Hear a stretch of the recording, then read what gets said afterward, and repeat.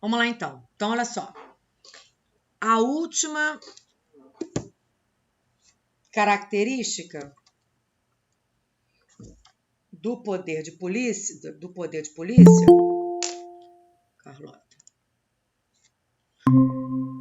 Olha só.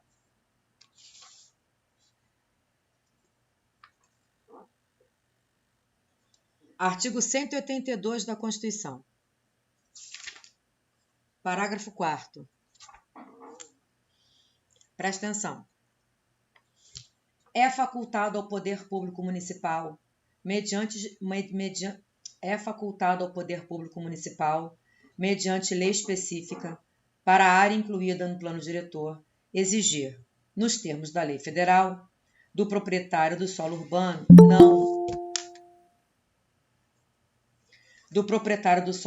não edificado, subutilizado ou não utilizado, que promova seu adequado aproveitamento, sob pena sucessivamente de 1. Parcelamento e edificação compulsórios.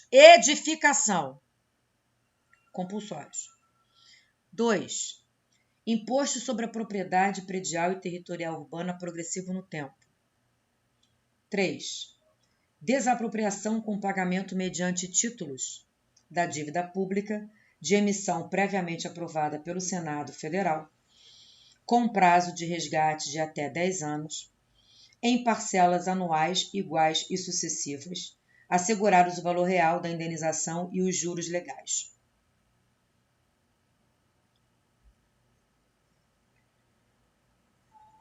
Eu estava vendo aqui, mas não está aqui não. Então, olha só. A doutrina inteira, ela vai te falar que a quarta característica do ato de polícia é a atividade negativa. Todo mundo fala isso. A quarta característica do ato de polícia é a atividade negativa, porque ela vai impor ao particular um dever de abstenção. Não construa acima do limite, né? Não comercialize alimentos fora da validade e por aí vai. Mas adivinha quem? Ela. A professora de Pietro, ela fala assim, tudo bem, gente, eu concordo com vocês até a página 5. Mas tem uma situação em que a Constituição, exercendo o poder de polícia, porque ela é maravilhosa, né? Em que a Constituição, exercendo o poder de polícia, ela impõe uma atividade positiva, que é na desapropriação especial urbana. Na Constituição, queridos, existem 4 hipóteses de desapropriação. Artigo 5º, inciso 24, que é a mais comum, vou desapropriar a tua casa para construir uma creche, é aquela que gera justa e prévia indenização em dinheiro, por interesse público ou necessidade social. A do 243, que é expropriação ou desapropriação com fisco ou confiscatória, em que não haverá pagamento de indenização tendo em vista a prática de um crime. E a desapropriação especial urbana, 182, e rural, 184. Nas duas situações, essa desapropriação ela vai acontecer porque houve descumprimento da função social da propriedade. A função social da propriedade não foi cumprida. E aí a desapropriação vai funcionar como uma sanção.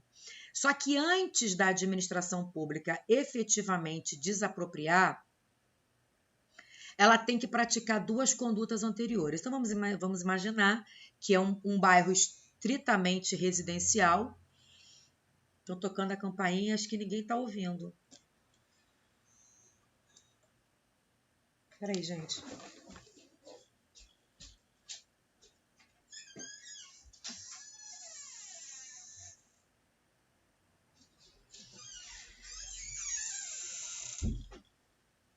Desculpa.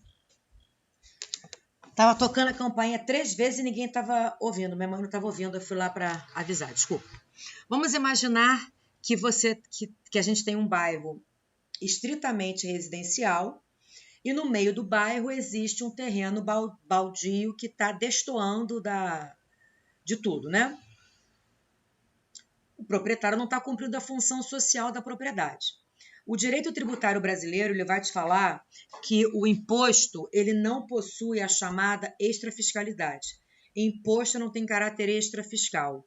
O que é caráter extrafiscal? Imposto não pode ser entendido como uma punição.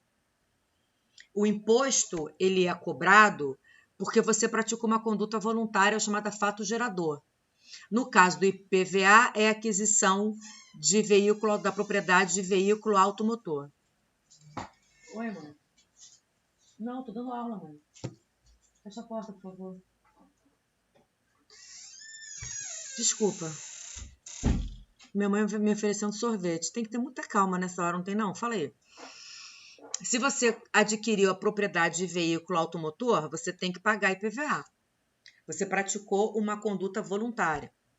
Se você adquiriu a propriedade territorial, tá rindo, né, Rosilene? É a vida, né, Rose? Se você, mães, impressionante, né? Se você, elas são assim, elas são felizes, né? No meio da aula, abre a porta, quer sorvete? Não, mãe. Obrigada, eu pego depois de sorvete. Mães, se você adquiriu a propriedade territorial urbana, você tem que pagar IPTU. Só que você tem que dar uma função social. Ah, a minha mãe também. Você tem que dar uma função social à propriedade. Aí a prefeitura está vendo que você não está dando a função social da propriedade. O que ela vai fazer?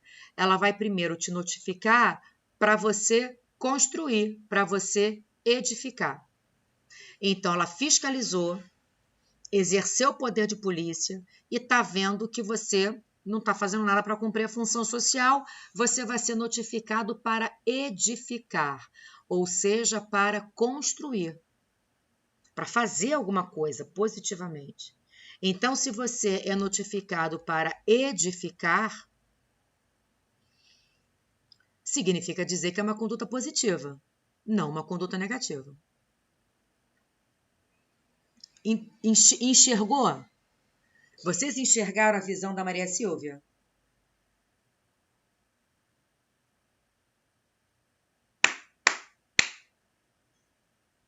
Entendeu por que não é sempre atividade negativa? E pode ser uma atividade positiva? Aí vamos imaginar que você foi notificado. O proprietário vai ter um prazo de 1 ano para apresentar um projeto e depois vai ter um prazo de 2 anos para construir alguma coisa. Se ele ignorar, se ele não fizer nada, segundo passo, IPTU progressivo no tempo. É uma exceção, porque, como regra, o imposto não tem caráter extrafiscal. O imposto não é cobrado para te punir.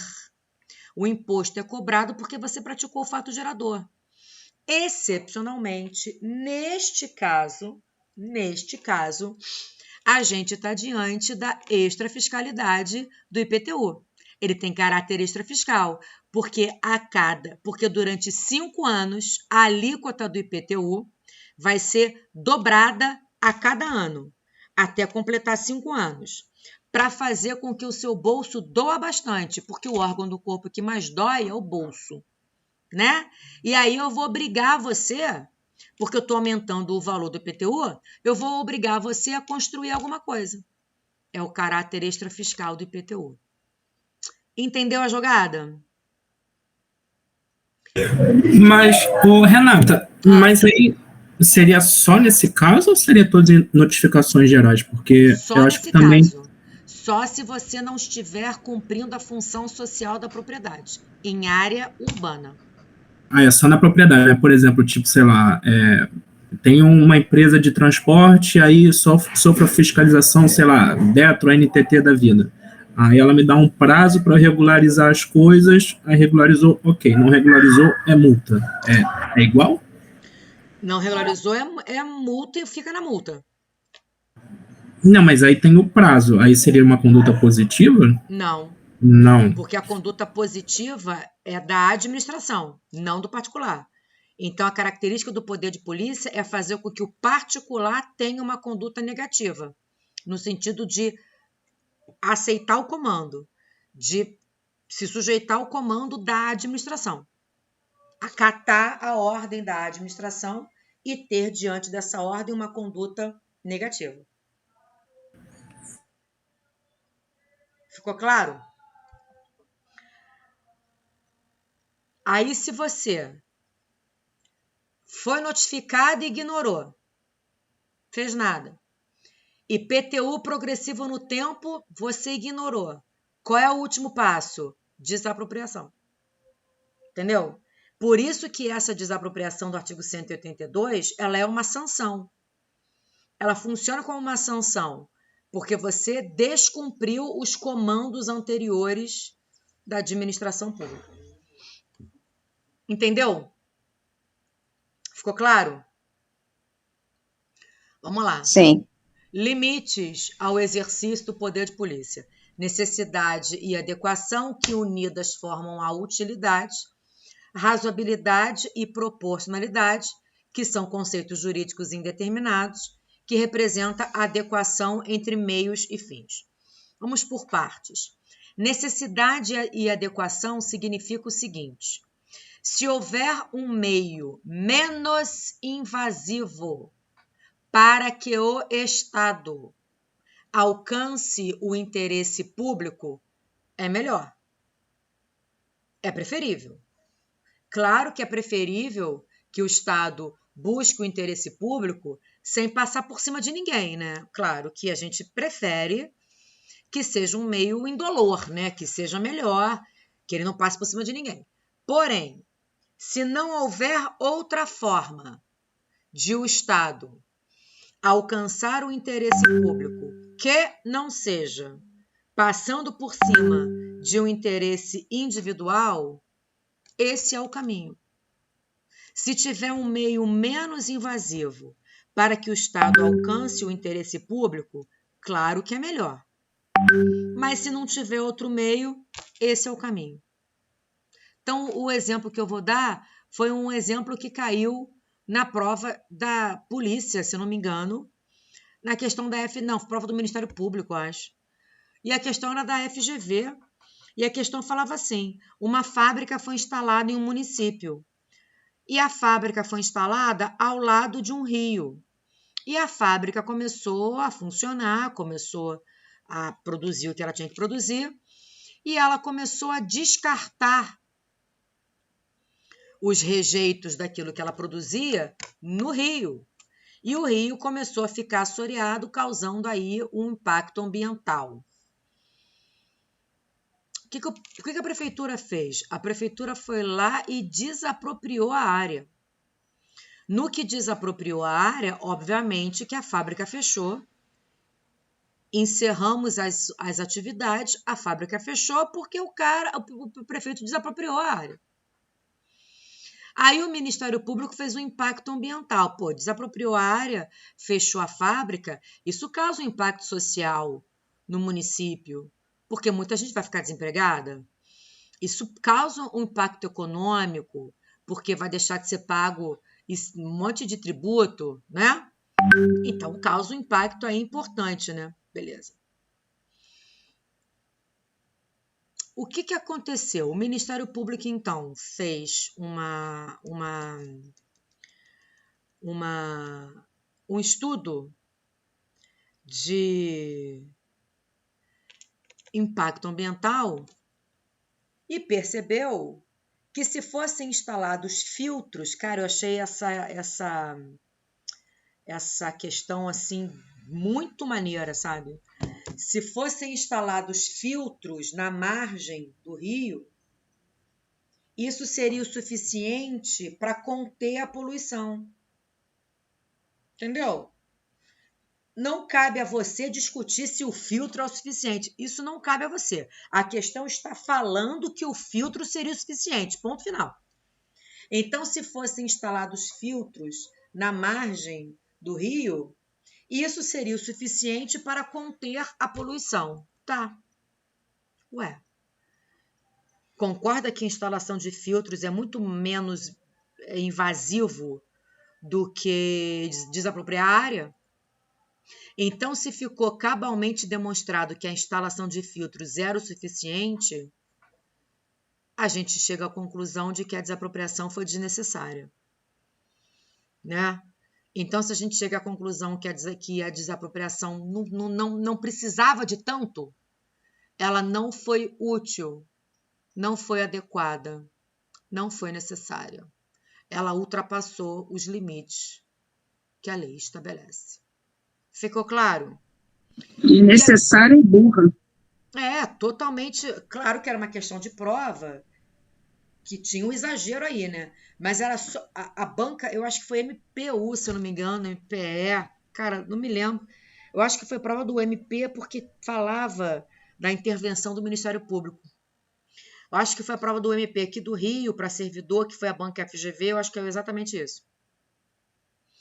E a questão da razoabilidade e da proporcionalidade é a questão do não constrangimento, né? É muito subjetivo, a linha é muito tênue, é muito subjetivo, mas o que a gente pode afirmar sem medo nenhum de errar é o seguinte: o poder de polícia ele já é um ato invasivo por si só, né? Ele é um ato violento. Então, neste sentido, sendo de fato um ato invasivo, sendo de fato um ato violento, ele não pode ser praticado de qualquer maneira, de qualquer forma, sob qualquer pretexto. Não pode. Porque a autoridade pública, ela não pode, a pretexto de exercer poder de polícia, te constranger, te colocar numa situação vexatória, numa situação humilhante, te ridicularizar. Isso não pode acontecer.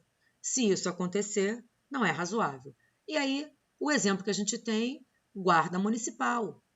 Guarda municipal pode fiscalizar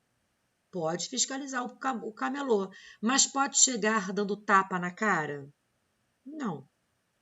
Claro que não. Porque o tapa na cara, na maioria das vezes, não é nem para te machucar, né? É para te humilhar, né? É para exercer autoridade. A ideia do tapa na cara é essa, né? No caso. Então, não é de qualquer maneira que o poder de polícia pode ser exercido. O poder de polícia vai ser exercido nos limites da razoabilidade, sem constranger ninguém. É o caso da revista pessoal. Revista pessoal também pode. Homem revistando homem e mulher revistando mulher. O contrário gera constrangimento. Limites. Eu tinha um quadro aqui, mas ficou ruim. Que pena. Manifestações do poder de polícia. O poder de polícia ele pode se manifestar de duas maneiras: através da polícia administrativa ou através da polícia judiciária. É só botar na cabeça a decisão do STJ do ano passado. Polícia judiciária é apenas e tão somente a Polícia Civil e a Polícia Federal. Só. Mais ninguém. O conceito é muito mais restrito. Só a Polícia Civil e a Polícia Federal. Portanto, todo o resto da administração pública, o que engloba qualquer órgão público, cai na vala ampla da Polícia Administrativa. Qualquer um que não seja a Polícia Civil e a Polícia Federal cai na vala da Polícia Administrativa. Então, ali entra a Polícia Militar, Polícia Rodoviária Federal, Guarda Municipal e qualquer outra entidade do poder público que exerça poder de polícia. Já reparou que eles estão sempre identificados? Com uma farda, com uniforme, com colete, com uma camisa, qualquer coisa que te identifique nessa condição. Porque a Constituição, no artigo 144, parágrafo 5º, vai falar que a polícia administrativa ela é ostensiva. Ela tem que estar ostensivamente identificada para que o particular saiba que vai sofrer a fiscalização de polícia. Então, essa ostensividade da polícia administrativa, que alcança qualquer órgão, vai fiscalizar atividades, bens, pessoas e serviços, porque a atuação é muito mais ampla. A ostensividade da polícia administrativa é para inibir, é para prevenir, é para impedir a prática do ilícito.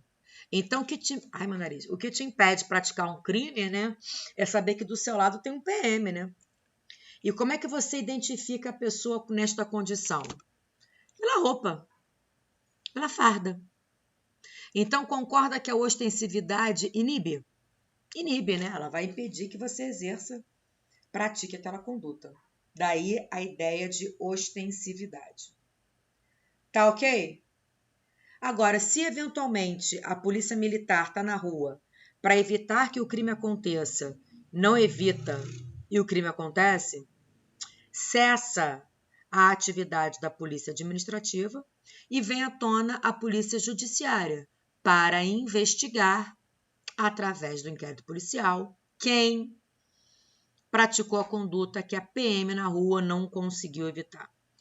Então, a polícia judiciária, ela não é ostensiva porque ela só entra para investigar, para reprimir a conduta que a PM na rua não conseguiu impedir, não conseguiu prevenir. E como é que ela vai reprimir? Através da identificação da autoria e da materialidade do inquérito policial. Tá claro? Para a gente terminar o poder de polícia, fases do poder de polícia. Primeira fase, deixa eu colocar aqui. Ordem de polícia, ato de império,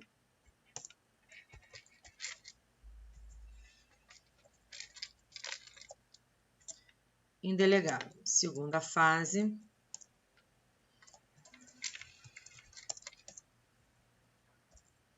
consentimento de polícia, ato de gestão,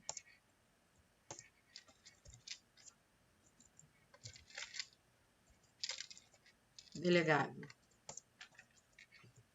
Terceira fase, fiscalização de polícia,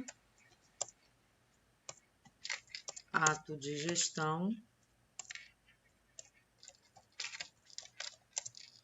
delegado. Quarta fase, sanção de polícia,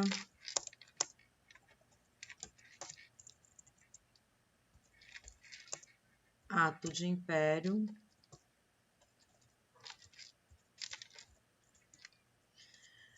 até outubro de 2020, essa era a posição do STF. Então, pode delegar o exercício do poder de polícia para pessoa jurídica de direito privado? Ou seja, as estatais, empresa pública e sociedades de economia mista? Depende. Depende. Porque o professor Diogo de Figueiredo, na obra dele, ele destrincha o poder de polícia em 4 etapas. Primeira, ordem de polícia. O que é a ordem de polícia? É a previsão na lei para a concessão do ato. Por exemplo, licença para dirigir veículo automotor. Habilitação. Habilitação é uma licença. Licença é um ato vinculado. Então, se a licença é um ato vinculado, os requisitos para sua concessão encontram-se todos previstos em lei. É um ato de polícia. Tudo bem? Então, a ordem de polícia são os requisitos legais para que o ato seja praticado. Só quem pode fazer requisito legal é o Estado. Só quem pode fazer a lei é o Estado. No meu exemplo, é o Código de Trânsito, que é uma lei federal. Então, se só o Estado pode exercer essa atividade, é indelegável. Vamos imaginar que você cumpriu os requisitos da lei. Então, você, como a licença ou ato é vinculado, você vai obter o consentimento de polícia. Consentimento de polícia é o documento que vai permitir que você dirija veículo automotor. É a carteira de habilitação. O ato de te entregar a carteira de habilitação é o consentimento de polícia. É o ato de te entregar a carteira. Entendeu? Isso é um ato de gestão. Então, pode ser delegado para uma empresa particular. É exatamente o que o Detran faz, né? Terceiriza, você vai lá, o cara vai te entregar a carteira, aquele cara que está te entregando a carteira não é um servidor público, ele é um terceirizado. Agora você está dirigindo veículo automotor. No que você está dirigindo veículo automotor, a atividade de dirigir é uma atividade potencialmente perigosa. Então, se é uma atividade potencialmente perigosa, exige fiscalização. Tem que ser fiscalizado. E aí, se você ultrapassar, por exemplo, o sinal vermelho, você praticou uma infração de trânsito. Se você praticou uma infração de trânsito, você vai ser multado. Você vai receber uma multa de trânsito. A multa é a sanção. Quem está te sancionando, quem está te multando, é a lei. Então, o guarda está só fiscalizando. Se ele está só fiscalizando, poderia ser delegada essa atividade a uma empresa particular. Porque quem está te multando não é ele, quem está te multando é a lei. Então, até 2020, as fases extremas eram indelegáveis, as fases intermediárias eram delegáveis. Até que o Supremo Tribunal Federal, em outubro de 2020, especificamente no que toca à sanção de polícia, portanto, as demais fases não sofreram modificação, não foram alteradas, especificamente no que toca à sanção de polícia, que é a emissão de multa, passou a entender que é possível, sim, que uma estatal, pessoa jurídica de direito privado, empresa pública ou sociedade de economia mista, possa exercer a sanção de polícia? Pode, desde que preste serviço público. Se explorar atividade econômica, não pode. Continuará sendo indelegável. Se for uma estatal que presta serviço público, por exemplo, com LURB, ela vai poder emitir uma multa. Então, seu prédio está em obra, uma lei municipal determina que é necessário alugar uma caçamba para não misturar o entulho da obra com o lixo orgânico que a gente produz no dia a dia. De outubro de 2020 para cá, porque até então não podia, de outubro de 2020 para cá, se o teu condomínio não cumpre essa lei municipal, a Conlurb, que é uma estatal, vai poder impor uma multa. E por que ela vai poder impor uma multa? Porque ela é uma estatal que presta serviço público, ela não explora atividade econômica. Entendeu?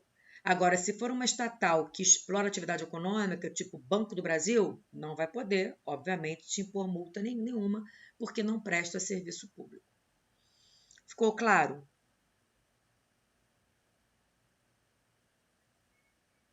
Ficou claro?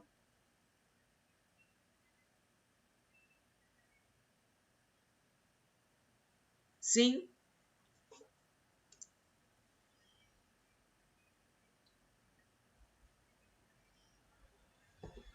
Então, queridos, nossa próxima aula, então, é quinta-feira, 3 horas.